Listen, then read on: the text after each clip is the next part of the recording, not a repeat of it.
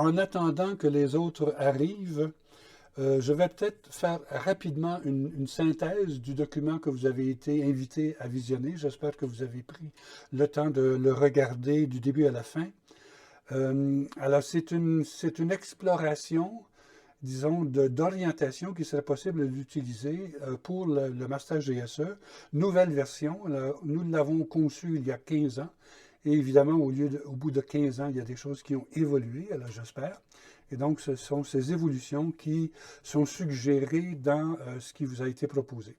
Je vais peut-être faire une synthèse rapide disons, des orientations qui vous sont données. Et ensuite, ce sera à vous la parole. Donc, chacune et chacun d'entre vous, vous pourrez lever la main. Et dans l'ordre des mains levées, nous allons écouter quels sont vos commentaires, chacun à tour de rôle, sur les orientations qui sont données. Et ensuite, on essaiera peut-être de faire une petite synthèse ou de voir quelles sont les conclusions auxquelles on peut arriver avec vos suggestions à vous sur cette rénovation, disons, du Master GSE. Remarquez, ce sont des suggestions que nous faisons à l'université. Évidemment, l'université est la maîtresse d'œuvre dans ce projet-là, et c'est l'Université Saint-Gall qui décide, disons, de la mise en œuvre ou non de ces orientations, mais on nous a quand même demandé notre avis à ce sujet-là. Et ce qui est clair, c'est qu'à l'université elle-même, il n'y a pas d'expertise en gestion du système éducatif. Alors, ce sont, en fin de compte, vous, la majorité d'entre vous, vous êtes des alumni GSE, vous avez occupé des postes de gestion dans votre système éducatif, et donc vous avez des compétences dans ce domaine-là. Alors, on vous demande votre avis à vous sur ce qui devrait être le contenu du Master GSE pour les prochaines années. La première chose qui a été précisée, décrire quels sont les objectifs du master professionnel. Les objectifs qui sont proposés cette fois-ci sont beaucoup plus précis que la dernière fois. Alors, ce qu'on propose, c'est que l'un des objectifs du master professionnel, ce soit d'acquérir les compétences en gestion des systèmes éducatifs. Alors, soyons conscients que c'est un master professionnel qui vise l'acquisition d'habilités professionnelles et non pas un master, disons, académique qui ouvre sur des études supérieures. C'est un master professionnel. Donc, acquérir les compétences en gestion, acquérir les compétences en ingénierie de formation, puisque vous êtes censé, au sortir de ce master, être capable d'organiser des formations pour les gestionnaires. Et la troisième chose, c'est d'acquérir les compétences nécessaires en formation à distance, puisque probablement la majorité des activités que vous allez avoir à réaliser seront faites à partir de maintenant en formation à distance. Donc, les fondements du programme qui ont été présentés, c'est d'avoir une approche systémique. On avait l'habitude de considérer un système scolaire comme une hiérarchie, comme un système qui est top-down, c'est-à-dire qui vient du haut jusque vers le bas. Maintenant, on essaie de voir le système éducatif beaucoup plus comme un système, donc qui est orienté vers sa finalité. Et donc, l'une des priorités qu'on va se donner dans ce master, c'est vraiment de tout centrer sur la finalité éducative de la gestion. Un gestionnaire ne gère pas pour gérer des finances, il ne gère pas pour gérer du matériel ou des personnels, il gère pour atteindre la finalité éducative du système éducatif. Et donc, le Master 2 serait fondé sur le profil de compétences d'un gestionnaire. J'ai cherché dans les systèmes scolaires en France, en Belgique, en Suisse et aussi en Afrique. Et j'ai essayé de trouver un profil de compétences basé sur une vision systémique. Celui que j'ai trouvé, malheureusement, à mon avis, c'est celui du Québec. Alors, ça a l'air un peu chauvin, mais je pense que c'est la conclusion à laquelle je suis arrivé. La formation des gestionnaires ou des directeurs d'école ou des chefs d'établissement scolaire au Québec est fondée sur une vision systémique et ce qui est le centre de toute la formation du gestionnaire, c'est d'atteindre la finalité qui est d'instruire, de socialiser et de qualifier. Ça, c'est la finalité du système scolaire ici, au Québec. Alors, il va falloir l'adapter justement aux différents pays et centrer les activités de formation sur la finalité du système éducatif dans chacun des systèmes où les étudiants vont travailler. Mais je pense que le résultat visé par tous ces systèmes éducatifs, c'est vraiment au centre la réussite des élèves. Et ce qui est problématique actuellement, puisqu'on sait que dans la majorité de nos pays, il y a une crise d'apprentissage, surtout au niveau de l'apprentissage fondamental. Ce profil de compétences des gestionnaires est divisé en 4 parties. Le premier, c'est le gestionnaire est responsable d'organiser les services éducatifs de l'établissement. Et il le fait, on va voir dans quelques instants, à partir des orientations du ministère de l'Éducation sur le système, sur son propre fonctionnement et sur la réalité de l'établissement scolaire. La deuxième, c'est de gérer l'environnement scolaire, c'est-à-dire les relations avec les parents, les relations avec, avec des partenaires potentiels et surtout l'élaboration d'un projet éducatif. Donc, on organise tout l'environnement vers la réussite des élèves. C'est l'essence même du travail du gestionnaire. La troisième, c'est la gestion des ressources humaines, qui est l'une des, disons, des compétences les plus complexes dans la gestion d'un établissement scolaire. Et la dernière, c'est la gestion administrative, c'est-à-dire la relation avec, c'est-à-dire gérer efficacement les ressources financières, les ressources matérielles et aussi toutes les relations avec les autorités, alors toute l'administration de l'établissement lui-même. Voilà disons, les domaines d'activité du gestionnaire qui doivent être réalisés grâce à des compétences transversales que l'on connaît tous, donc la compétence de l'éthique, la compétence de la communication, la compétence de l'interaction et de la collaboration, la compétence du leadership qui prend énormément d'importance dans nos systèmes éducatifs, la régulation, d'être capable de réguler et d'évaluer le fonctionnement de l'établissement scolaire. Ensuite, d'utiliser une méthode de travail qui soit efficace. Donc, ce sont des compétences transversales qui pourraient être intégrées, non pas comme module indépendant, mais intégré dans l'ensemble des fonctions d'un gestionnaire. Alors, la démarche d'apprentissage qui a été proposée, c'est donc dans une vision systémique, voir quelle est la contribution de chacune des compétences à l'atteinte de la finalité du système. Si je gère des ressources financières, c'est pour atteindre la finalité du système. Si je gère du personnel, c'est pour les aider à atteindre la finalité du système. Et donc, cette vision systémique qui va être proposée. Ensuite, une vision d'andragogie, on forme des adultes. Et donc, on n'est pas des pédagogues, on est des andragogues. On utilisera l'approche par compétence. Alors, dans la vidéo où je suis allé plus en profondeur, et le modèle 70-20-10 dit qu'on apprend autant par nos apprentissages sociaux et par notre apprentissage autonome que dans des activités officielles d'apprentissage. Donc, à l'intérieur du master, on voudrait utiliser l'apprentissage social et l'apprentissage autonome. Bon, le master GSE a des conditions particulières. Il y a des limites technologiques, vous les savez.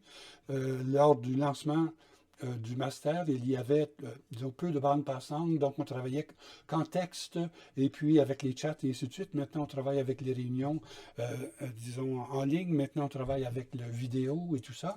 Donc, il y a aussi des limites de disponibilité. Nous sommes conscients que nos apprenants ne sont pas à plein temps, ils sont à temps partiel, ils sont en cours d'emploi, et que c'est l'une des grandes difficultés, je pense, du master, une grande diversité des apprenants. Ils ne sont pas tous, par exemple, des directeurs d'école ou des chefs d'établissement ou des inspecteurs.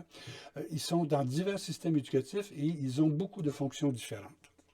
Alors, voici maintenant une description sommaire des unités d'apprentissage qui correspondent aux 4 domaines qui ont été illustrés au début.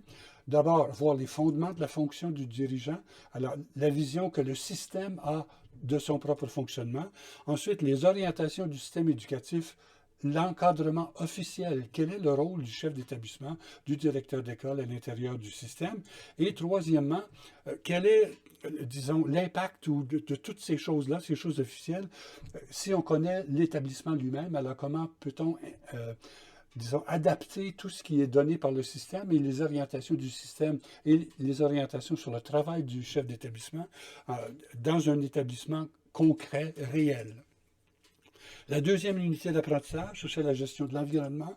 Donc, gérer les relations avec les parents, gérer l'élaboration d'un projet d'établissement qui pourrait inclure l'approche genre et l'inclusion du plus grand nombre d'apprenants possible.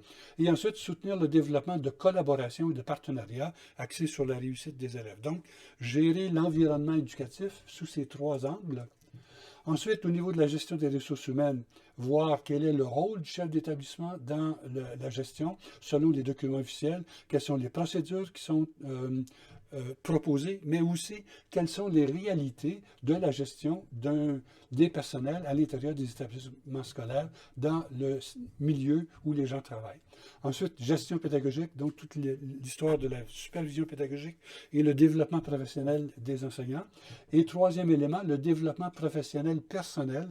Le chef d'établissement veut devenir un professionnel et l'un des aspects de cette professionnalité, c'est de se former lui-même. Et donc là, on travaillera sur l'apprentissage social et l'apprentissage autonome.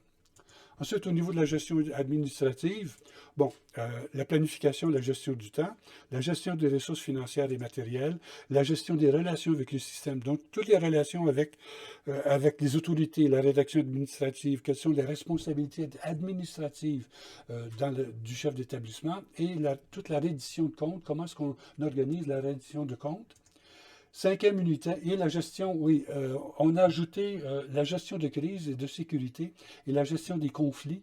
Il me semble que ce serait quelque chose de pertinent à ajouter au modèle qui avait été donné justement au Québec. Alors, au niveau la cinquième unité d'enseignement, c'est les nouvelles technologies. Alors, quel est le rôle des technologies dans le système d'éducation, mais surtout, comment est-ce que les technologies peuvent aider à la gestion du système d'éducation, comment les technologies peuvent être utilisées en formation à distance. Et je propose d'utiliser, et c'est d'ailleurs ce que fait l'Université Saint-Gras, la suite Google pour faire beaucoup, disons, pour asseoir les activités de communication et, disons, de transfert d'informations à l'intérieur du master, notamment par la création d'un portfolio d'apprentissage et d'un manuel de gestion.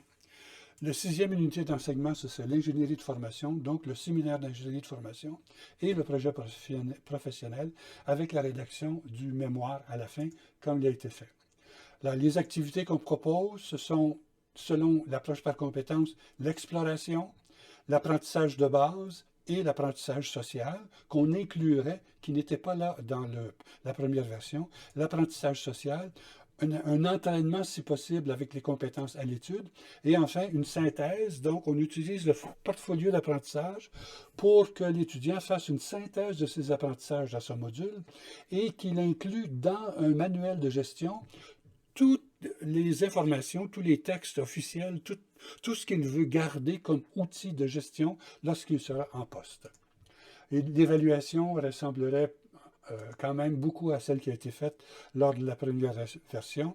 Participation aux activités collectives, les travaux d'équipe, les travaux individuels, et on ajouterait là le travail dans le portfolio et dans le manuel de gestion. Alors, voilà ce qui a été proposé. Suite aux réflexions et aux discussions avec certains collègues et avec certaines, disons, en consultant beaucoup d'informations à la fois au nord et au sud sur les évolutions de la formation des gestionnaires. Maintenant, la parole est à vous. Ce sont des orientations proposées, mais ce sont des propositions et vous pouvez maintenant nous donner votre avis. Est-ce que vous avez des choses à ajouter? Est-ce que vous pensez que les orientations sont bonnes? Alors, on vous donne la parole à chacun d'entre vous, l'un après l'autre. Je vais arrêter la présentation et on revient en groupe. Est-ce que quelqu'un aurait des commentaires à faire sur ce qui vient d'être présenté? Et n'hésitez pas à avoir un regard critique sur ces orientations, ces propositions. Premièrement. Deuxièmement, essayez d'être bref. Vous êtes au moins une vingtaine de personnes en ligne. Si on donne à chacun la parole pendant 1 ou 2 minutes, alors notre heure sera déjà finie. Donc, essayez de condenser vos idées dans 2 minutes au maximum. Au bout de 2 minutes, je vais vous rappeler que le temps est écoulé. Alors, je vais ouvrir maintenant la file d'attente et disons, donner la parole aux personnes à la suite. Donc, le premier qui a levé la main, c'est Cyprien. Alors, Cyprien, on t'écoute. Alors, tes réactions? Bien, bonsoir, professeur. Bonsoir. Merci pour la qualité du travail. Évidemment, j'ai lu plusieurs fois, j'ai visionné la vidéo et je trouve ça très, très intéressante. Ce que je peux dire tout de go, c'est que pour moi, c'est un peu dense. C'est un peu. Et je me pose la question de savoir si ce cours-là pourrait être terminé, hein, pendant le temps imparti pour ce diplôme-là. Hein. Je trouve que c'est dense. Et en dehors des nouveautés, hein, que vous aviez indexées tout à l'heure, je trouve qu'à l'intérieur même des modules, enfin des unités d'apprentissage, il y a déjà des choses qui se sont ajoutées. Je veux parler de l'éducation inclusive, par exemple, et beaucoup d'autres choses qui n'étaient pas faites au moment où on faisait ce premier module-là. Et j'ai estimé également que ce n'est pas mal, c'est même très bon, parce que c'est important que ces éléments-là figurent dans les nouvelles orientations, dans les nouveaux apprentissages. Et il y a certaines expressions que j'aimerais qu'on arrange, surtout lorsque vous serez en train de faire cette communication-là. Vous avez parlé de la réussite de chaque élève.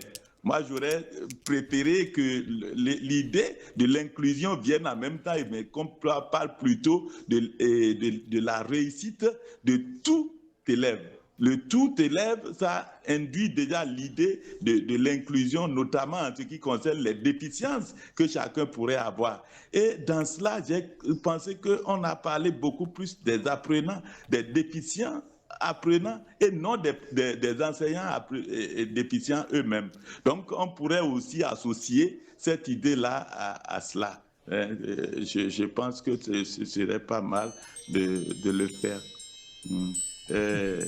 Et l'autre idée, c'était par rapport également à bon, je peux m'arrêter d'abord, hein, pour laisser les autres continuer. D'accord. Voilà, merci. Merci beaucoup, Cyprien. Alors, j'essaie de prendre en note tous vos commentaires parce qu'ils me semblent importants. Maintenant, le prochain qui a demandé la parole, Fabien Efebi Awa. On vous écoute. Bonsoir, professeur. Bonsoir. Bonsoir à tous. Je tiens vraiment à vous remercier pour la qualité du contenu. Moi, je souhaiterais faire une contribution simplement. J'aurais souhaité que vous nous présentez une fiche de poste d'un chef d'établissement scolaire. Et dans cette fiche de poste, on va voir les compétences visées. Et il y aura deux grands items. Le premier item, c'est la compétence technique et la compétence transversale. Parce que chez vous, au Canada, par exemple, le chef d'établissement scolaire, ce n'est pas le ministère qui dote les établissements d'un chef d'établissement, mais c'est plutôt un organe qui recrute le chef d'établissement.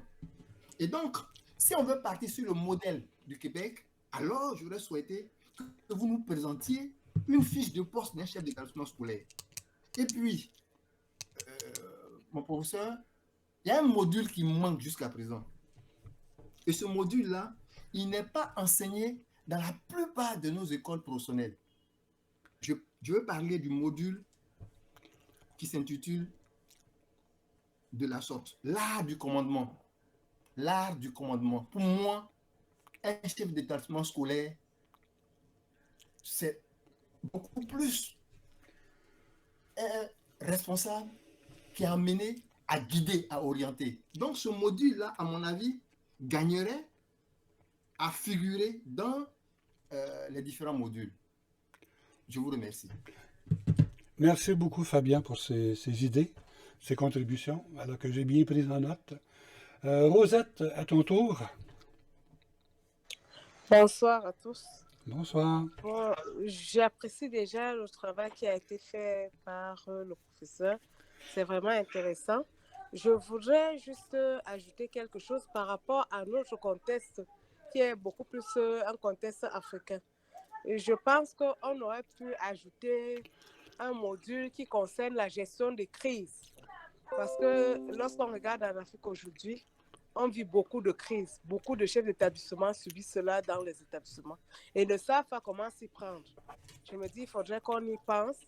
Il y a la gestion de crise qui est déjà importante et il y a aussi le module sur l'hygiène et la sécurité que je n'ai pas vu.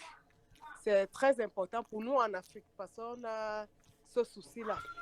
L'hygiène et la sécurité en Afrique, il faut vraiment mettre l'œil. Et un chef d'établissement, s'il ne s'y met pas, avec toutes les maladies qu'on rencontre parfois dans les zones tropicales et autres, les épidémies et autres, c'est vraiment important. Donc, je vois qu'il y a le module gestion de crise et hygiène et sécurité que j'aurais souhaité retrouver dans la panoplie des modules qui ont été proposés. Merci. Merci beaucoup, Rosette. Merci. Myriam, à toi. Je vais essayer de faire assez court. J'ai pris en note quelques points. Alors, vous m'entendez? Oui, oui, on t'entend. Oui, super. Alors, la première chose, je trouve que ce qui avait manqué à l'époque déjà, c'était sur la prise de décision. Je rejoins mes collègues sur les cas pratiques. Je trouve on manque de cas pratiques en général.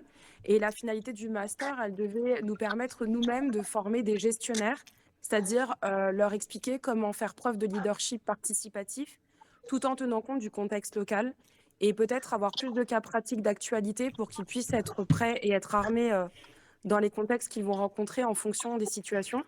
Et le contexte local aussi, il n'était pas très clair. Quand nous, à l'époque, on a fait le master, je trouve qu'on n'avait pas assez de visibilité sur nos contextes respectifs, qui sont différents et variés, mais tout autant intéressants. La deuxième chose que j'avais notée, c'était aussi le fait que les contextes de concurrence du marché éducatif sont de plus en plus grandes dans les pays africains. Et ça n'avait pas été mis en valeur dans le master pour être prêt en tant que responsable d'avoir des clés de communication, puisque dans la concurrence du marché, c'est aussi être gestionnaire, c'est être leader et c'est pas juste être gestionnaire dans son établissement. C'est aussi faire rayonner son établissement à une échelle plus grande. Et ça, je trouve que ça n'est pas très visible. Et du coup, ça m'enchaîne sur un troisième point, c'était les partenaires extérieurs qui sont de plus en plus multiples en tant que gestionnaire, puisque pour justement essayer de créer un contenu éducatif, un projet d'établissement innovant, il faut aussi faire appel à beaucoup plus d'acteurs extérieurs à l'établissement. Et ces acteurs, ils peuvent être de différents horizons comme culturels, etc. Et ça peut aller au-delà de l'Afrique, ça peut aller vraiment dans tous les continents. Et je trouve qu'on est trop auto-centré sur notre établissement dans le master. Et peut-être le dernier point que j'avais noté, ce serait la place des nouvelles technologies. On parle beaucoup des TIS, mais aujourd'hui, l'Afrique est en train de monter en puissance sur des startups qui sont liées aux intelligences artificielles. Je trouve aussi que le master doit anticiper les nouveaux enjeux et les nouveaux défis que vont rencontrer les gestionnaires dans les années à venir ou très incessamment sous peu, parce qu'on est dans un monde qui change très vite. Et l'Afrique, elle n'est pas en retard sur ce sujet. Il y a des gens qui commencent à faire émerger des pépites d'or. Et je trouve que ça c'est pas assez visible aussi dans le contenu du master. Voilà, c'est ce que je voulais dire. Merci beaucoup, Myriam. Merci beaucoup. Elang Zoro, à toi maintenant.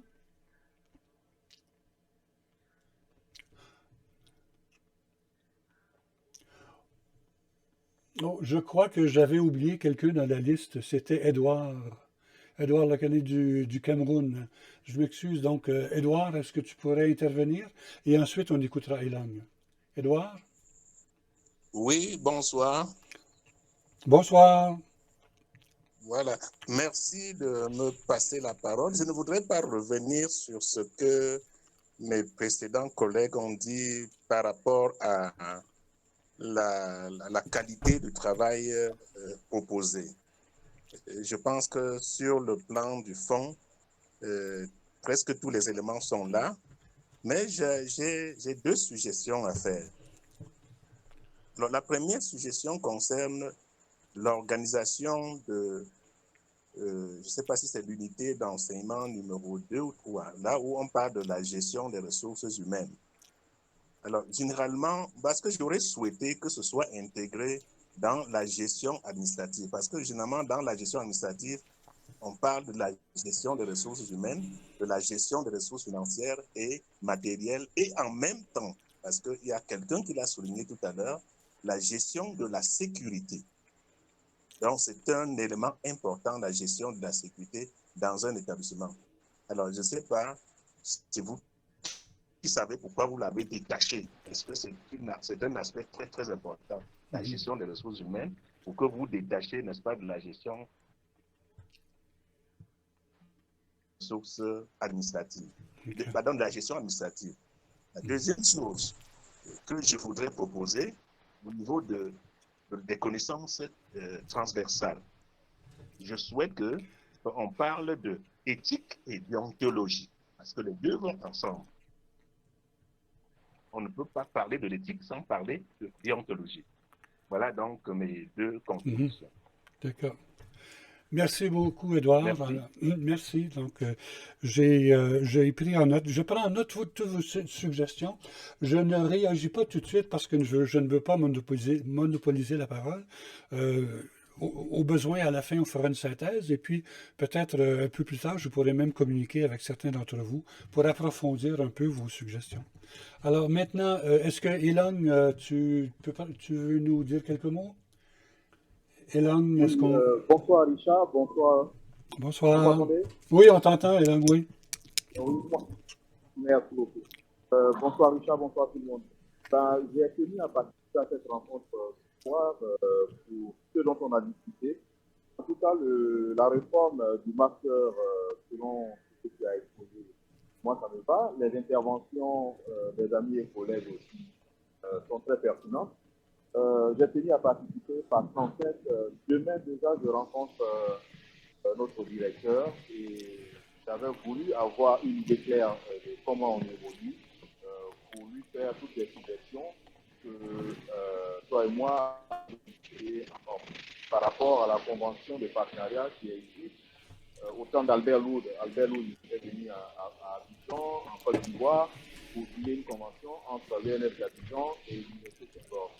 Et donc, en point de mire, on avait le marqueur gestion des systèmes éducatifs.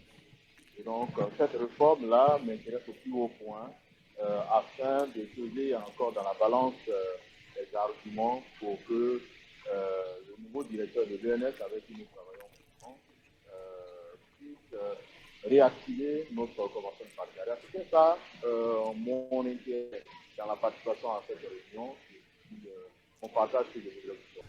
Merci beaucoup, Elon. Disons, le son est un peu difficile. Elon aimerait bien qu'il y ait une extension du master GSE à l'École normale supérieure d'Abidjan.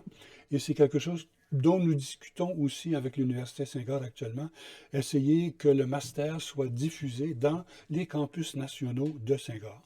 Alors, j'espère que si jamais ça fonctionne en Côte d'Ivoire, on va certainement s'en inspirer pour essayer de voir si on peut le faire également ailleurs. Okay. Merci, Elon. Alaï Sagara, Alaï, on t'écoute. Bonsoir, M. Richard. Bonsoir à tous. D'abord, bien, j'apprécie vraiment le travail que vous avez fait. Je remarque quand même beaucoup de changements par rapport au programme en cours. Et surtout, j'apprécie vraiment la proposition relative au module sur la gestion des crises et de la sécurité. Certains l'ont déjà évoqué. Je pense que la proposition est prise en compte dans ce que vous avez présenté.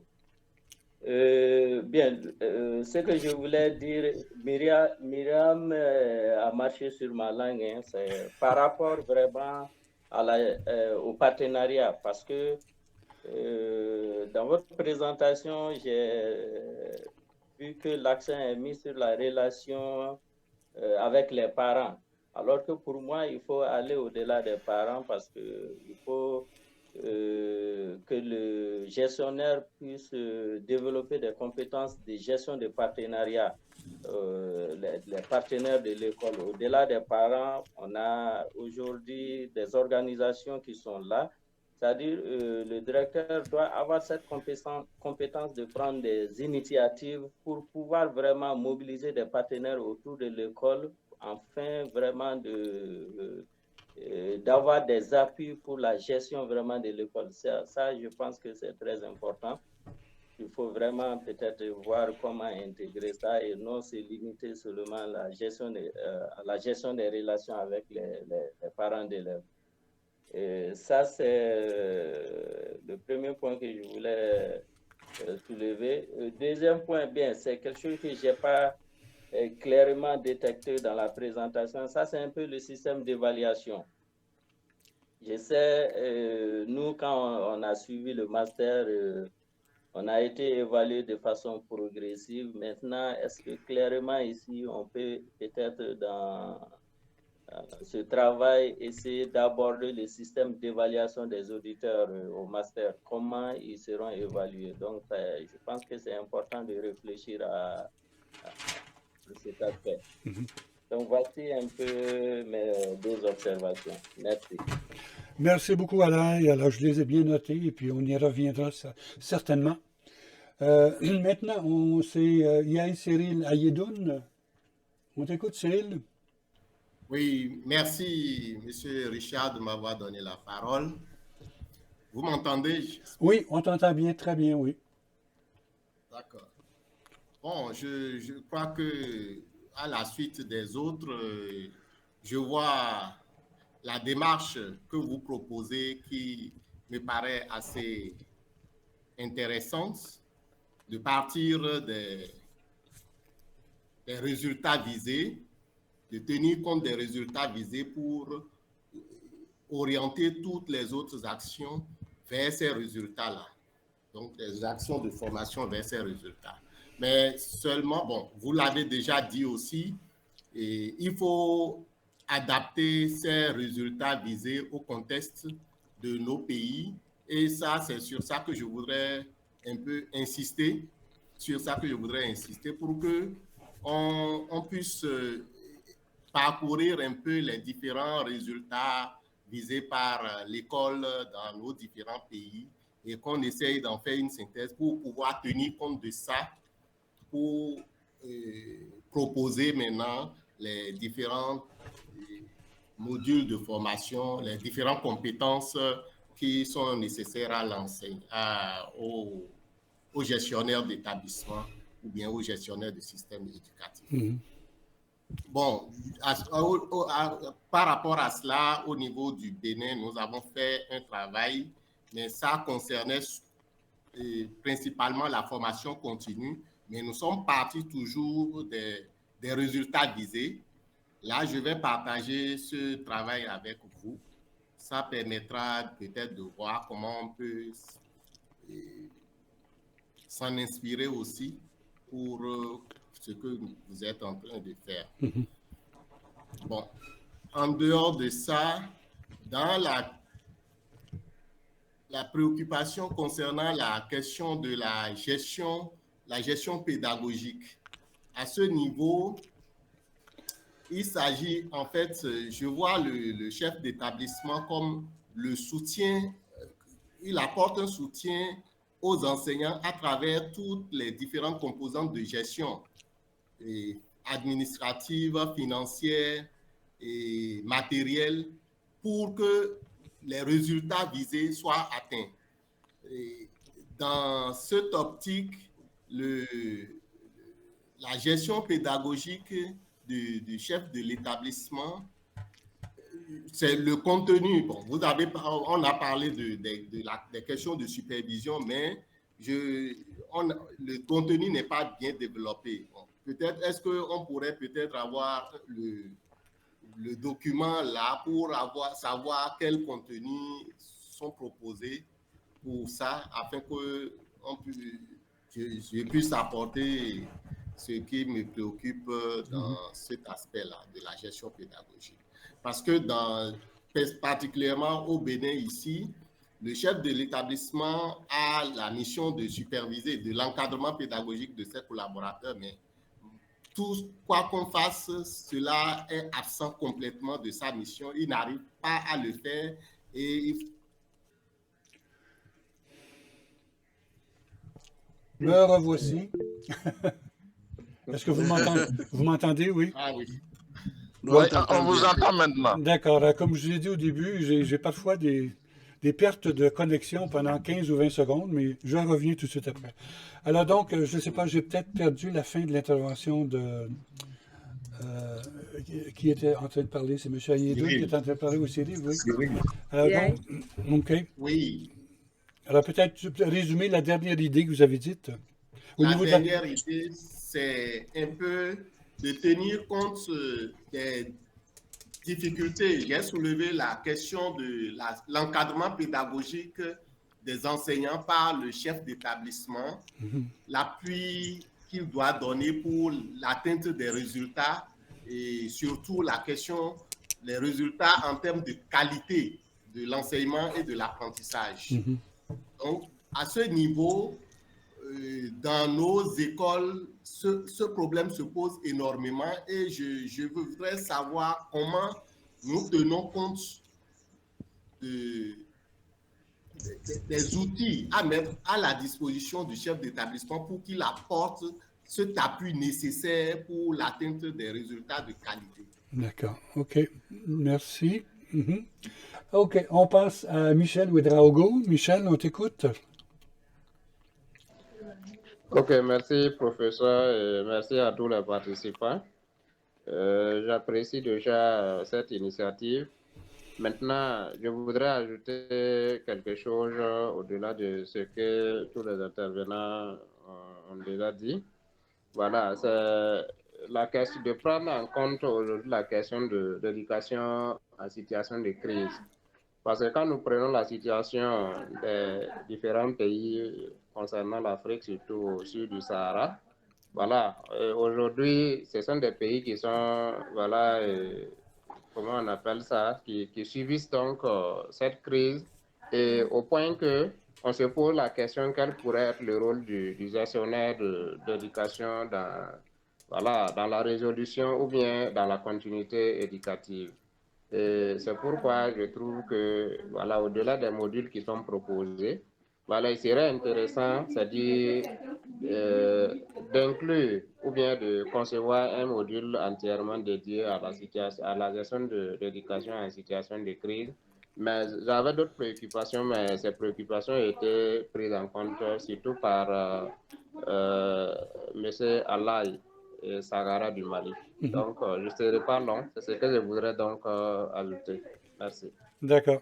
Merci bien. Merci, Michel. Effectivement, c'est un des ajouts que nous proposons au contenu qui a été, qui a été rédigé il y a 15 ans, un nouveau module sur la gestion de crise et la gestion de la sécurité. Maintenant, Mamadou Fall, Mamadou, on t'écoute. Oui, bonsoir tout le monde, bonsoir professeur. Bonsoir. Je suis heureux de participer à cette rencontre combien importante pour effectivement une évolution du master GSE. J'ai écouté beaucoup d'interventions qui sont toutes vraiment de qualité. Alors moi, je voudrais que nous revoyions ensemble quels sont les critères que vous dégagez, que vous avez dégagés ou bien que vous avez pris en compte pour la suggestion des différents modules, c'est-à-dire l'ordre dans lequel les modules doivent être dispensés.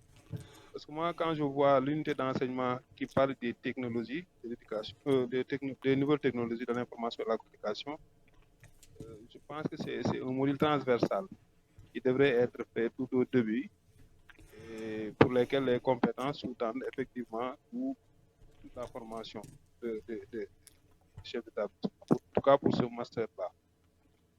Voilà. Est-ce qu'il y a des critères que vous dégagez pour dire qu'on doit faire tel module après tel module? Quels sont les liens qu'il faut prendre en compte effectivement? Voilà, je suis un peu dans l'ingénierie comme vous l'avez dit. Voilà les quelques préoccupations que j'avais et les quelques questions. Merci bien. Merci bien, Mamadou, pour ces observations. Effectivement, l'unité sur les nouvelles technologies n'est pas placée au début parce que l'essentiel du travail du gestionnaire, ce n'est pas les technologies, c'est vraiment l'orientation de son travail vers la réussite éducative de son établissement. Mais en réalité, ce serait le premier module qu'on aborderait. Voilà, ça, je pense que c'est tout à fait logique. Merci, Mamadou. Joseph Woufo, on t'écoute. Je peux me permettre également Oui, une oui, oui. interrogation avant. Oui. Voilà. Je voudrais également suggérer, est-ce qu'il y a possibilité qu'en fin de formation, que les étudiants fassent des stages dans les différents étapes? Parce que d'habitude, c'est des projets professionnels. Et voilà, on rédige le master. Il n'y a pas possibilité, effectivement, de faire un stage. OK. Pratique, quoi, parce que la formation doit être effectivement pratique. D'accord. Merci pour cette suggestion. Merci beaucoup. OK. Monsieur Berrier. Joseph, oui. Bonsoir à tous. Bonsoir. Oui, j'avais la parole. Oui. Bonsoir à tous. Oui, j'ai bien suivi la vidéo et je trouve que la vidéo telle que la vidéo a été donnée, on a beaucoup de changements par rapport à l'ancienne formation. Et le point le plus culminant, c'est que on n'entre pas les compétences professionnelles. Alors que dans l'ancien module, on ne savait pas d'où on devait arriver. Ici, on sent le fait que le master était un master professionnel et on n'entre pas les compétences professionnelles. Ce que je veux donner comme idée, c'est que les gens prennent le temps de suivre la vidéo que vous avez donnée, parce que beaucoup de préoccupations qui sont faites sont données dans la vidéo. Par exemple, les gens parlent de partenariat, à l'intérieur, on ressent. Après le truc avec les parents, s'il y a le fait de partenariat qui passe, il y a un module d'apprentissage sur la crise. Et pour la sécurité et l'hygiène, en principe, dans la gestion qualité et hygiène et sécurité, quand on parle du matériel, c'est quelque chose qu'on ajoute directement sur la gestion matérielle. On ne fait pas la marchande matérielle sans la gestion de la sécurité. Ça veut dire que c'est des choses qui peuvent être à l'intérieur, placées dans certains modules. Donc, prenons le temps de bien suivre la vidéo. Et quand on suit la vidéo, on va se rendre compte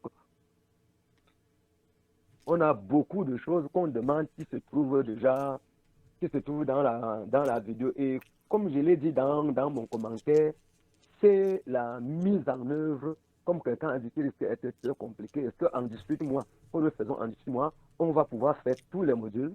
Ça, c'est ce qu'il faudra regarder en regardant le scénario pédagogique, comment ça va se faire, pour voir si le temps peut permettre d'avoir toutes les unités là au temps prévu.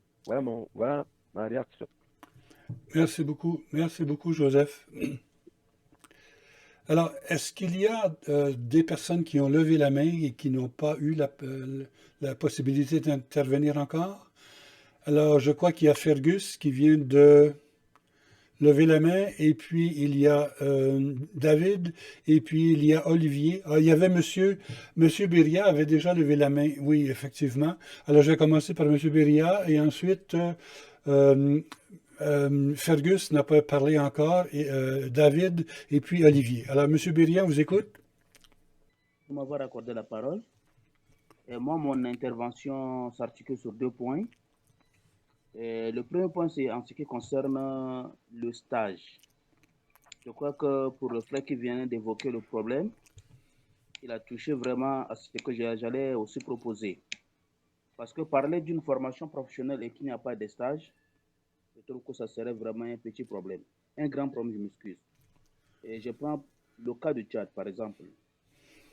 S'il faut passer une formation sans passer un stage, ça serait vraiment difficile. Alors, je voudrais que nous puissions également intégrer l'aspect stage pour que les gestionnaires puissent également bénéficier des expériences des autres afin, n'est-ce pas, d'être également compétents si jamais ils ont cette responsabilité de gérer également les établissements. Et le deuxième point, c'est sur la communication, le TIC. Je voudrais également, si on pouvait également intégrer le numérique. Parce que quelquefois, avec les situations de crise que nous traversons en Afrique, voyant également la situation qui s'est déroulée ou bien qui s'est passée en Afrique, il est important pour moi que nous puissions également intégrer ce qu'on appelle la communication numérique. Car quelquefois, il y a des situations qui nous empêchent, quelquefois, d'être en salle. Mais comment faire avec l'éducation? Au Tchad, nous avons déjà passé 2 mois sans les cours. Alors que s'il y avait cette possibilité, je crois que certains enseignants pouvaient déjà donner des cours depuis la maison. Et en tant que responsable d'un établissement, il serait important également qu'ils soient également capables également d'encadrer également les autres également, afin que même étant à la maison, les enfants puissent également bénéficier également des connaissances. Donc voici les 2 points dont je voudrais que vous pouvez intégrer. Ça serait vraiment important pour moi. Merci beaucoup. Merci beaucoup pour ces suggestions, alors que je prends en note. OK. Fergus, on t'écoute à ton tour. Bonsoir. Merci de m'avoir accordé la parole. Je souhaiterais peut-être intervenir sur 2 ou 3 petits plans. Le premier plan, c'est déjà à notre époque, il n'y avait pas ce qu'on pouvait appeler la rédaction administrative, qui nous fait vraiment problème dans nos différents établissements. Or, on a beaucoup de documents administratifs à rédiger et nous avons, comment on va dire, des difficultés à les rédiger de manière, qu'on va dire, succincte. Autre chose, en quittant, pour quitter de la rédaction administrative, il y a un pan sur la gestion pédagogique qu'on ne prend pas souvent en compte. Les animateurs pédagogiques, parce qu'ils sont à la base de la gestion pédagogique. Et dans nos études, si mes souvenirs sont exacts, on n'avait pas pris en compte ce pan-là. Et dans la gestion pédagogique, c'est la base de la gestion pédagogique dans les établissements. C'est ces 2 petites choses que je voyais que si on peut ajouter, en dehors du stage, comme les précédents orateurs ont parlé, il y a, par exemple, au lieu d'aller faire, par exemple, les recherches dans les établissements scolaires, on pouvait, par exemple, nous envoyer les stagiaires dans les écoles normales, parce qu'il y a là-bas des enseignants qui seront les gestionnaires de demain dans les écoles normales pour aller appliquer ce qu'ils ont appris sur ces professeurs qui vont peut-être aller sur le terrain. Ils partent là-bas, ils appliquent ce qu'ils ont appris dans le GSE. Voilà les 3 petites propositions que je voulais ajouter par rapport au stage. Qu'au lieu d'aller peut-être dans les établissements pour aller voir les problèmes qui sont dans les établissements, par exemple, s'il y a un stage à faire, qu'on les envoie dans les écoles normales, soit les ENIEJ ou les écoles normales supérieures. Voilà les 3 propositions que je voulais faire. Merci beaucoup, Fergus. Merci bien à toi. Merci. David Demini? Oui, bonsoir. Je vais déjà m'excuser parce que j'ai non seulement les problèmes d'électricité, mais aussi la connexion est fluctuante. Bonsoir à tout le monde. Moi, je ne voudrais pas revenir longuement sur ce qui a déjà été dit, ce que j'ai pu percevoir de la présentation du professeur. Mais je voudrais quand même dire 3 petites choses. Je voudrais commencer par la dernière où le précédent orateur a parlé au niveau des stages. Moi, je crois que l'ancienne formation parlait déjà de ce qu'on appelle le projet professionnel. Et le projet professionnel n'est pas loin de ce stage dont nous parlons. Donc, je crois que c'était déjà quelque chose qu'il faut simplement améliorer pour que ce projet professionnel soit fait dans les canons de l'art et concernant les établissements scolaires. Ça, c'est un. La deuxième chose, la raison d'être d'un établissement scolaire, c'est la gestion pédagogique.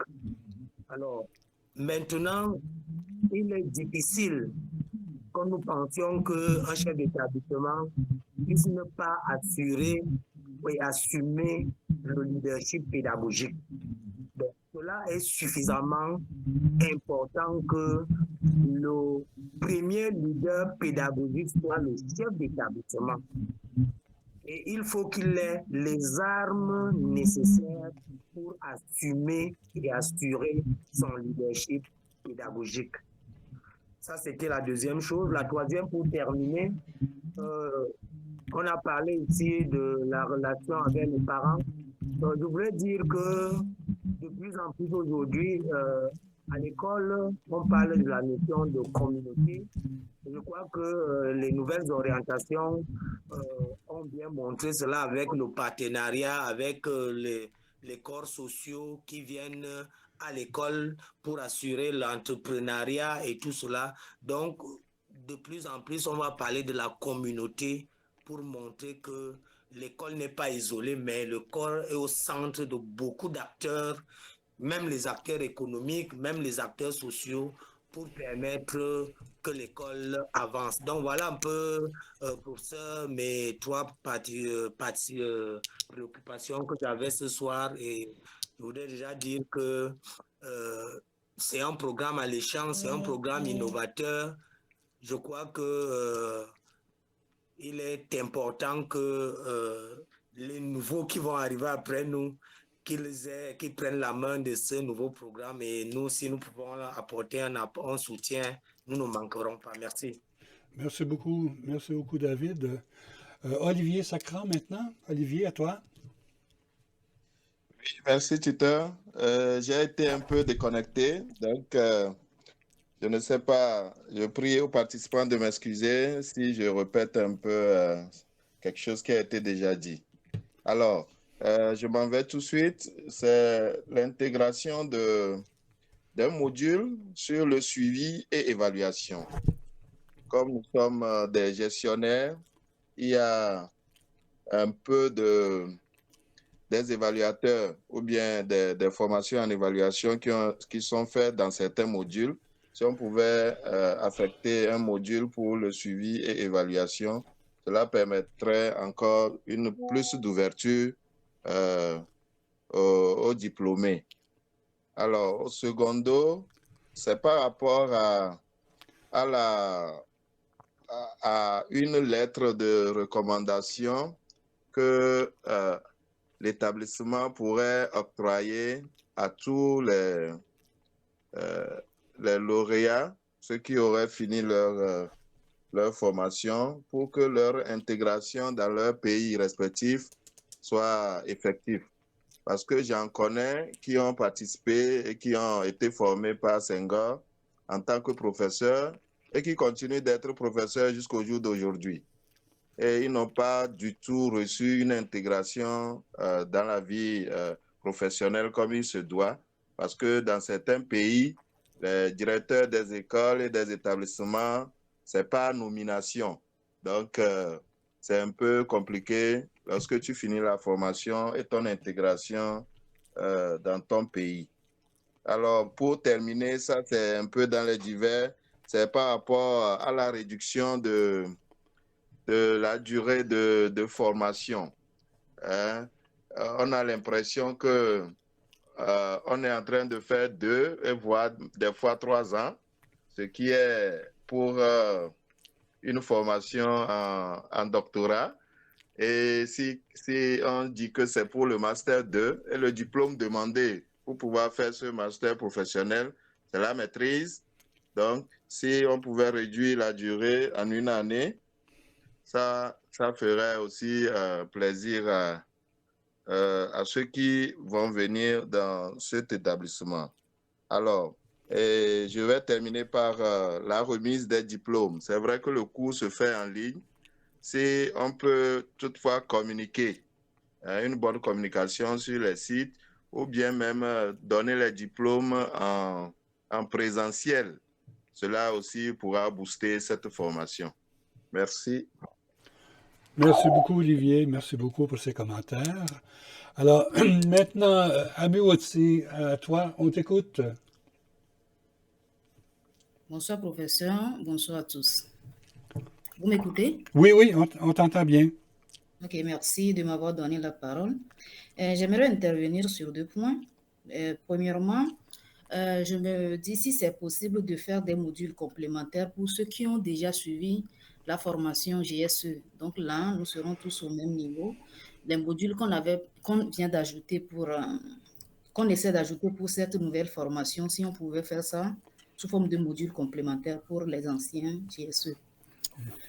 Deuxième proposition, donc, il y a un collègue qui avait parlé de l'art de commande, qui est presque l'équivalent du leadership. Je me suis rendu compte que c'était un peu, le leadership dans la formation ancienne était un peu centré sur le leadership pédagogique. Si on pouvait former peut-être les chefs d'établissement pour qu'ils s'habituent aux changements qui s'opèrent dans le milieu scolaire, à savoir par exemple la non-utilisation du bâton, qui est un véritable problème pour les chefs d'établissement parce qu'ils ont de sérieux problèmes à encadrer sans l'utilisation du bâton. Donc, c'est sur ces 2 points que je souhaiterais intervenir. Merci. Merci beaucoup. Merci pour ces suggestions. Monsieur Lago, maintenant. Bonsoir, professeur. Vous m'entendez? Oui, on entend bien, oui. Ok, merci bien. Merci. Je ne peux plus revenir sur les remerciements pour le travail qui a été fait. Mais j'ai juste 3 préoccupations concernant la nouvelle version. D'abord, comme l'a dit Olivier, l'intégration, moi je voulais insister dessus. Parce que c'est vraiment un point important.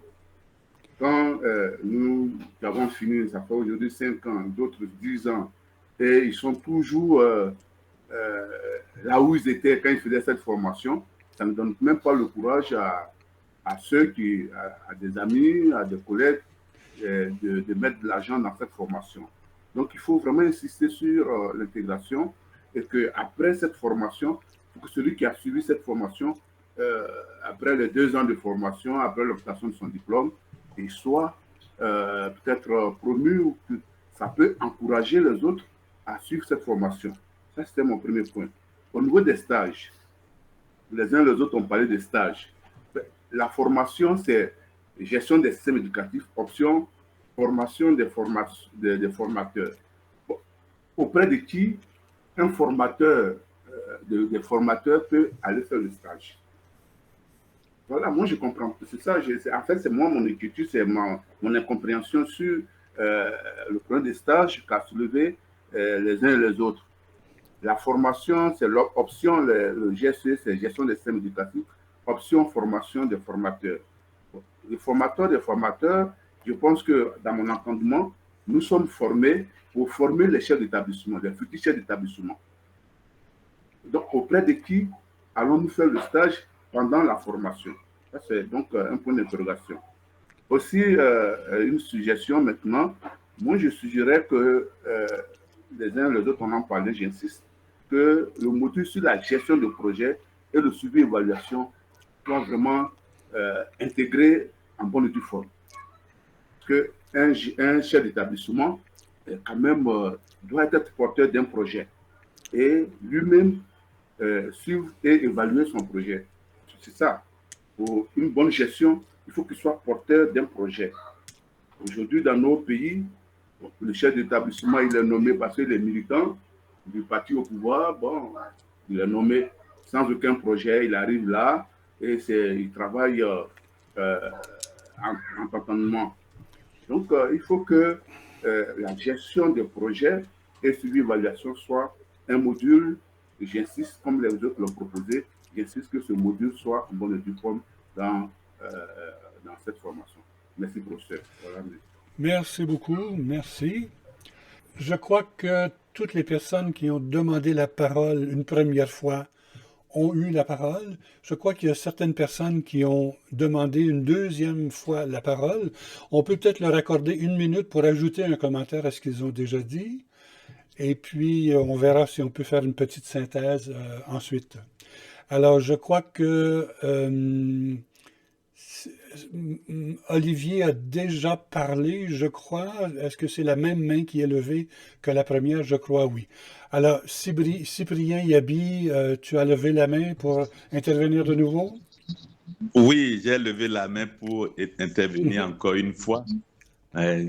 pour compléter un peu ce que j'étais en train de dire, notamment en ce qui concerne le programme qui doit être centré sur la finalité éducative de gestion. C'est ce qui est dit dans le document. Et je crois que cette finalité éducative de gestion concernerait chaque pays. Bon, je sais bien que cela ne gênerait pas que chaque pays concentre son programme de gestion sur les finalités ou la finalité éducative de son pays-là. Et que cela même nourrisse un peu l'avenir de la gestion du reste des pays. Mais si le pays n'a pas, conçu cette finalité éducative de gestion, alors qu'est-ce que notre programme là deviendra? Est-ce qu'il faut que maintenant on s'acharne à élaborer cela, ou bien comment cela pourrait-il se passer? Ou bien la finalité éducative de gestion dont nous parlons ici se rapporte aux finalités éducatives de chaque pays. C'est ma préoccupation maintenant, ça. Merci beaucoup. Oui, merci beaucoup, Cyprien. C'est effectivement l'un des commentaires que j'ai fait. L'une des complexités que nous avons dans le master, c'est que nous travaillons avec non seulement des gestionnaires, mais avec des enseignants et avec des gens qui ont différents postes. Donc, une variété au niveau des postes, mais aussi une variété au niveau des pays. Si tout le monde dans le programme était du Bénin, alors c'est assez facile de dire quelles sont les orientations officielles du Bénin quant à la réussite scolaire. Mais la difficulté dans le master, c'est qu'on a des gens qui viennent de plusieurs pays et justement, c'est à réfléchir comment régler le problème que tu viens de soulever. Merci, Cyprien. Joseph, à toi maintenant. Ok, merci de me repasser la parole. Je reviens sur le... Parce que nous, on a un sérieux problème sur la formation dans les systèmes francophones. Parce que le plus souvent dans les systèmes francophones, ce qu'on regarde, c'est le nombre d'années passées. On ne regarde pas ce qu'on a comme compétence. Parce que autant nous disons, le programme est très dense. On ne va pas, 18 mois ne va pas suivre. Il suffit pour avoir toutes les compétences qu'on veut avoir. Autant les gens sont en train de dire que c'est très long. Comme il a le master, s'il veut voir le master 2, il ne doit faire qu'1 an. Il ne doit pas faire 18 mois. Nous devions faire la part des choses. Est-ce qu'à la fin, nous voulons avoir les compétences, un certain nombre d'années que nous passons à l'école? Ça, c'est quelque chose que nous devions avoir. La deuxième chose, c'est que les gens font la formation pour avoir le diplôme. Et c'est pour ça qu'ils veulent être intégrés. Alors que la formation est une formation professionnelle qu'on fait pour avoir une profession. Et je crois que le gestion que nous le faisons nous permet de voir il faut avoir une masse critique dans un pays pour pouvoir organiser la formation de chefs d'établissement. Et quand on a les diplômes, on devient des professionnels que l'État utilise pour former des chefs d'établissement et non de chercher que comme j'ai le diplôme, il faut qu'on m'avance le salaire. Ça, c'est l'esprit qui reste que nous cherchons le diplôme pour avancer. Nous cherchons un diplôme professionnel pour devenir un professionnel et former des gens. Parce qu'à la fin, ce que nous voulons faire, c'est que nous voulons former les chefs d'établissement, pas être les chefs d'établissement, former les chefs d'établissement. Donc, on devrait avoir la capacité de mobiliser et de former les chefs d'établissement et non demander être chef d'établissement ou bien être avancé ou bien être intégré ou avancé dans quelque chose. Tant que nous ne mettons pas ça, on aura les difficultés pour avancer et savoir qu'est-ce que nous cherchons dans les formations. Les gens vont venir chercher le diplôme au lieu de chercher la compétence pour devenir professionnel et l'appliquer. Donc voilà mon intervention. Merci beaucoup, Joseph, pour tes réflexions sur ce sujet-là. Merci. Alain Sagara, à toi. Okay. Merci, professeur, pour m'avoir redonné la parole. Bien, je voulais réagir sur 2 points. Le premier point, c'est par rapport, parce que les gens ont soulevé le problème relatif au débouché du master.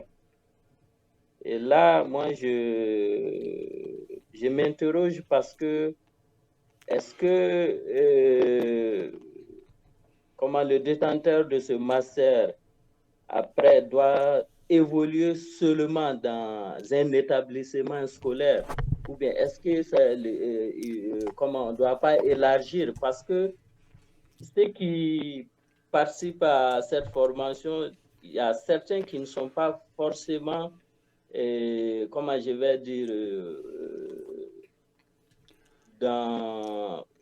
au niveau de la fonction publique ou autre.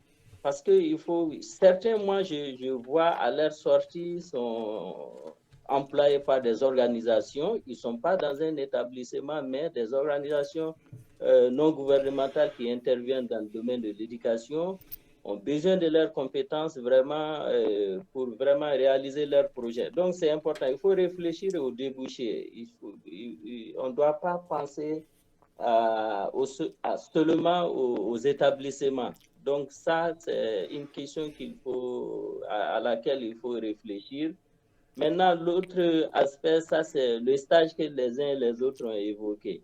Et là, ça m'amène vraiment à m'interroger sur l'intitulé même du master, c'est-à-dire master professionnel en gestion des systèmes éducatifs, et la partie spécialité formation des formateurs.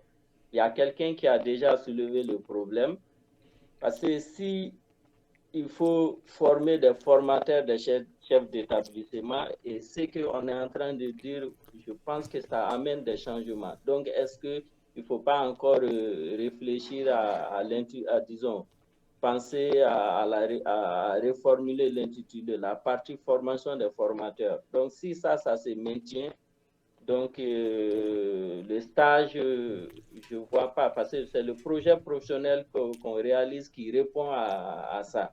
Donc, si on parle d'un stage, ça, c'est autre chose. Merci. Merci beaucoup, Alain.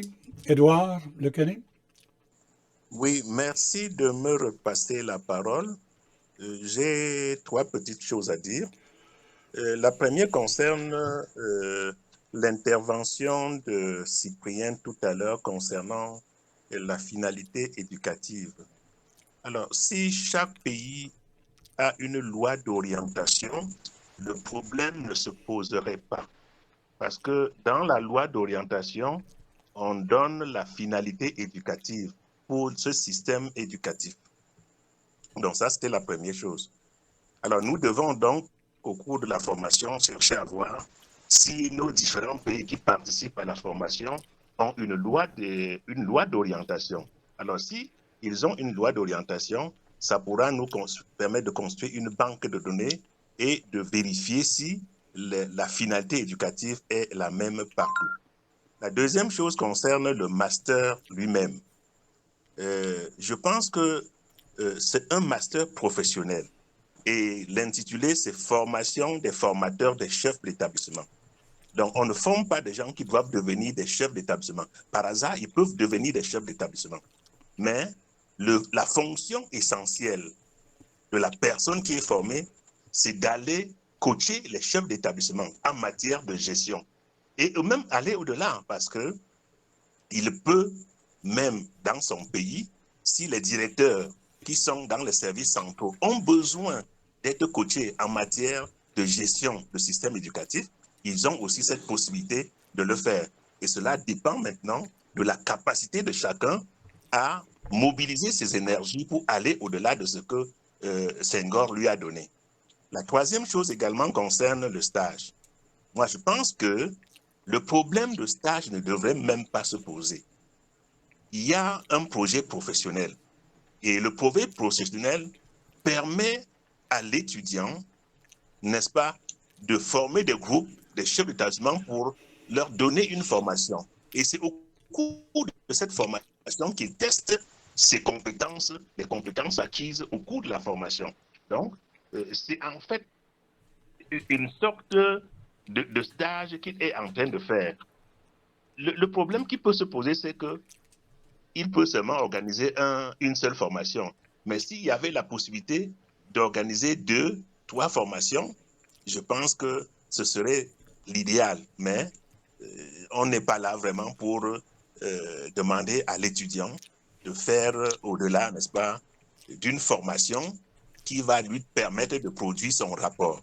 Voilà, prof, ce que je voulais dire par rapport à ce que j'ai écouté, parce que j'avais déjà intervenu. Et donc, merci beaucoup pour m'avoir redonné la parole. Merci, Edouard. Alors, il y a pour le moment 4 personnes dans la liste d'intervention. Alors, on peut peut-être leur redonner la parole une dernière fois, surtout aux 2 personnes qui ne sont pas intervenues encore, Oumar et puis Halima. Et on fermera la liste des interventions après Mamadou. Alors, Oumar, Ali Mustafa du Tchad, on t'écoute, Oumar. Oui, bonsoir, bonsoir tout le monde, bonsoir prof. Bonsoir. J'étais connecté au départ et après je me suis redéconnecté. Voilà, je reviens encore, effectivement, je n'ai pas pu suivre tout le monde à un moment donné. Mais en termes de synthèse ou bien en fait, par rapport à tout ce que j'ai pu écouter et la vidéo que j'ai pu visionner, j'ai juste 3 petits points sur lesquels je voudrais aussi intervenir. Le premier point, c'est sur la formation en elle-même, dans son contexte actuel. Effectivement, certains l'ont déjà aussi mentionné. Moi, c'est la façon, surtout le mode, n'est-ce pas, de cette formation-là qui retient beaucoup mon attention. Aujourd'hui, si vous avez constaté, nous avons assez de problèmes, n'est-ce pas, au niveau de l'Internet dans nos différents pays. Et la formation en GC actuellement, n'est-ce pas, qui s'est fait au niveau de Senghor, est à distance. Or, si vous remarquez, il y a beaucoup de gens qui ont des problèmes, même actuellement, n'est-ce pas, pour nos discussions, ils ont des problèmes de connexion. Il y a des gens qui ont abandonné parce qu'à un moment donné, ils sont dans des zones où il n'y a pas de connexion. Or, ils sont déjà inscrits et ils suivent les cours normalement. Mais, compte tenu du fait qu'ils sont dans des zones où il y a un problème de connexion, ils ont des problèmes. Je vais vous juste raconter une anecdote. Moi, quand j'étais encore en train de faire n'est-ce pas, ma formation, j'étais obligé de me déplacer à chaque fois avec des modems de connexion de différents opérateurs qui sont sur notre pays. Et si je bouge à l'étranger, il n'y a pas de problème. Mais à l'intérieur du pays, je me promène avec au moins 2 à 3 modems, c'est-à-dire des outils de connexion. Parce que si je vais dans une zone où il y a un problème de connexion avec tel opérateur, je suis obligé de changer ou avoir une connexion avec l'autre opérateur qui peut vraiment me donner accès à l'Internet. Donc, ces difficultés-là font qu'aujourd'hui, beaucoup de gens ont des problèmes pour s'inscrire dans ce master-là. Ça, c'est de 1. De 2, aujourd'hui, si vous avez remarqué, il y avait dans nos différents modules, le TIC dont vous avez beaucoup parlé, prof, qui est récurrent. Aujourd'hui, la maîtrise des nouvelles technologies de l'information et de la communication, surtout en matière d'Internet, devient aujourd'hui quelque chose de vital. Si vous n'utilisez pas, si vous ne connaissez pas utiliser l'Internet, si vous ne savez pas utiliser l'Internet, aujourd'hui, vous ne pouvez pas vraiment être dans ce genre de formation. D'où mon souci de voir aussi une autre probabilité de faire ça en 2 séquences. C'est-à-dire une partie à distance, une partie en présentiel. Moi, à un moment donné, j'ai discuté avec le recteur Verdel. J'ai même proposé, pourquoi pas, une formation en présentiel pour permettre à ce que les gens puissent aller suivre les cours comme les autres, n'est-ce pas, master qui se font au niveau de Senghor. Parce que souvent, on a cette difficulté et cette maîtrise des outils informatiques. Et donc, les gens ont besoin, sincèrement dit, de participer à cette formation. Mais il y a un problème, n'est-ce pas, d'accès ou bien de maîtrise des outils informatiques qui devient un handicap. Et certains, vraiment, bien sûr, nous sommes, quelqu'un me dirait peut-être qu'on est au XXIe siècle avec tout ça. Oui, mais jusque-là, aujourd'hui, ce n'est pas tout le monde qui a un téléphone Android. Il y a des gens qui sont là, c'est des ministres, s'il vous plaît, qui ne savent pas utiliser encore l'informatique à un niveau élevé. Donc, tout ça pose des problèmes et ça revient, n'est-ce pas, dans notre cadre, n'est-ce pas, de certains l'ont déjà remarqué, pendant les stages, pendant les formations, parce que les formations, les stages, tout ce qu'on fait, on les fait en présentiel, on les fait avec des gens en direct. Or, nous, on suit nos cours à distance. Et souvent, avec les difficultés qu'on a sur les différents modules, on n'arrive pas à les maîtriser. Et donc, pour aller faire le stage sur le terrain, on le fait en présentiel. Or, on ne maîtrise même pas bien les cours qu'on a eus avec les enseignants qui sont à distance. Et le troisième point, c'est le diplôme. Et d'aucuns l'ont parlé tout de suite, d'aucuns l'ont relevé. C'est un diplôme professionnel. Oui, mais même si c'est un diplôme professionnel, c'est un diplôme qui doit nous faire, qui doit nous donner des ouvertures d'accès, n'est-ce pas, au monde de l'emploi dans le domaine de ce que nous avons choisi.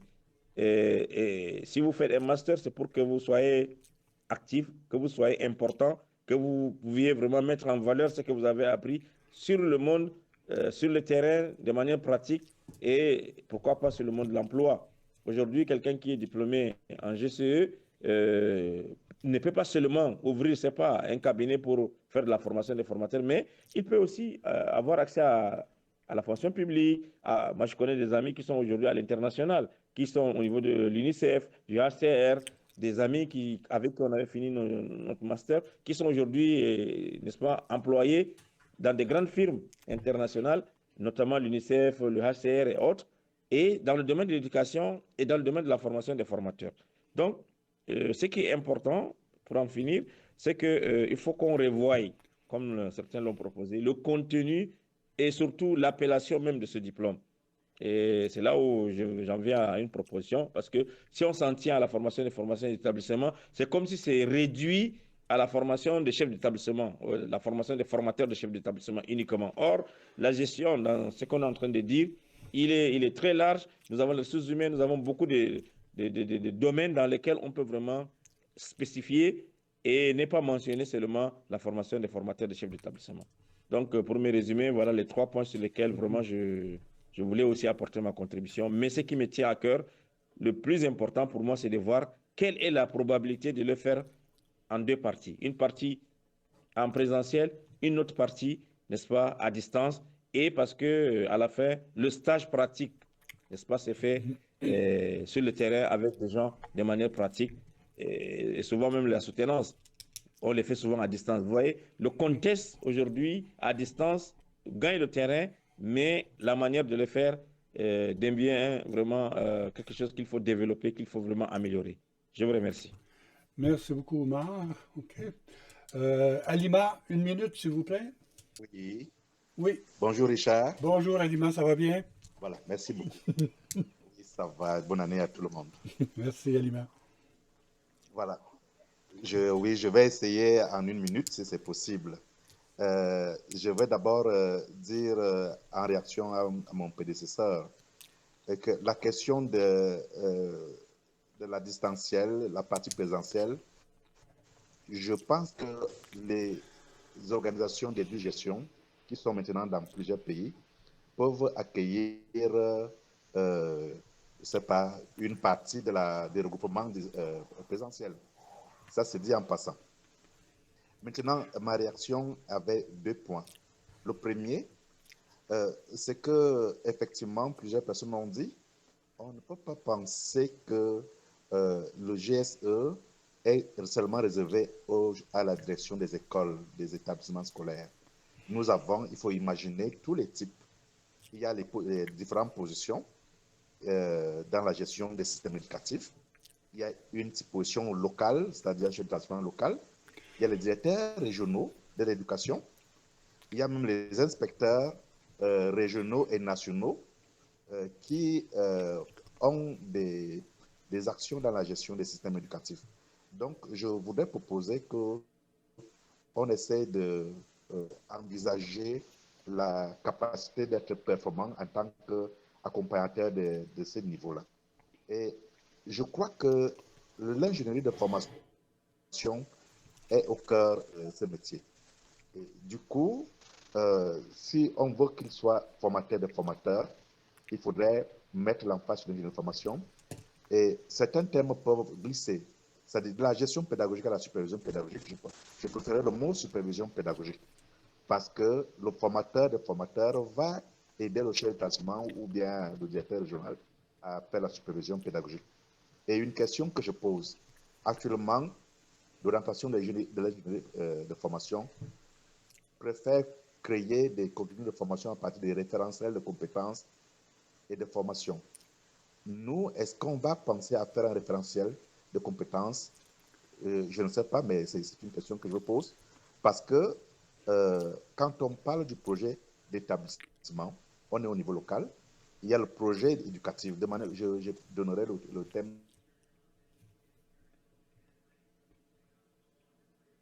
d'établissement.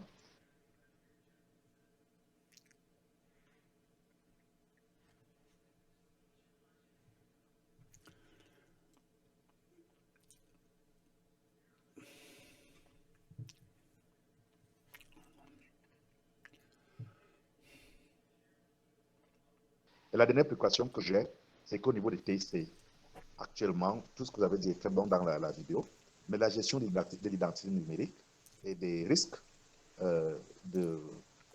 pour les TIC est important. Il faudrait sensibiliser les gens là-dessus. Bien, j'essaie de résumer ce que je voulais dire. Voilà, ça va. OK. Merci beaucoup, Aïmar. J'ai bien pris en note tes préoccupations. Merci. Et si je me souviens bien, il y avait Mamadou qui serait le dernier à intervenir. Mamadou, on t'écoute? Bonsoir, professeur. Je reviens un peu pour préciser une idée sur les stages. Je pense avoir été le premier à en parler. Parce que dans le contexte de mon pays, le Sénégal, dans chaque académie, il est créé ce qu'on appelle un centre de formation des personnels. Et au sein de ces centres de formation des personnels, Bon, Mamadou, on a beaucoup de difficultés à t'entendre. Ce que j'ai compris, c'est qu'il existe dans ton pays des centres de formation de gestionnaires, et donc tu proposerais qu'il y ait des stages qui soient faits à l'intérieur de ces structures-là. Ce que j'ai bien compris, si oui, peux-tu le répéter et le dire un peu plus fort, peut-être? allô, oui, là c'est mieux. Oui, là c'est mieux, oui. Voilà, donc je disais que je reprends la parole pour préciser ma pensée quand j'ai proposé les stages. Parce qu'effectivement, dans mon pays, au Sénégal, dans chaque académie, il est créé ce qu'on appelle un centre de formation des personnels de l'éducation. Et dans ces centres-là, pour le moment, ce sont des formateurs disciplinaires, des formateurs dans les différentes disciplines, en maths, en sciences physiques, en histoire et géographie. Il n'y a pas pour l'instant place à des formateurs de chefs d'établissement. Exceptionnellement, dans une seule académie, dans l'académie de Louga, il y a Bounandao, qui est également qui est alumni GSE, qui a été détaché pour s'occuper de la formation des chefs d'établissement. Maintenant, c'est pourquoi, effectivement, moi-même, j'en fais une plaidoirie, j'en parle aux inspections, différentes inspecteurs que je rencontre. Pourquoi pas ne pas en créer dans chaque académie, au moins qu'il y ait un formateur des chefs d'établissement. Parce que pour nous, il est en train de faire un travail extraordinaire dans son académie. C'est pourquoi, effectivement, l'idée de faire des stages dans ces différents centres-là m'est venue. Donc, vous aurez compris que j'ai un peu spécifié le débat. Voilà, en parlant uniquement du Sénégal. Je m'en excuse. Certainement, de tels centres n'existent pas partout. Allez, c'était ça pour préciser juste l'idée. D'où l'idée m'est venue de parler des stages. D'accord. Merci beaucoup, Mamadou. Alors voilà, merci beaucoup de toutes vos interventions. J'ai plusieurs pages de notes, de suggestions que j'ai prises et je crois que ce que je vais faire, je vais essayer d'en faire une synthèse moi-même pour me clarifier les idées sur tout ce que vous avez proposé. Certaines des propositions qui ont été faites sont déjà incluses dans, disons, les propositions qui sont suggérées pour soumettre à l'Université Saint-Gall.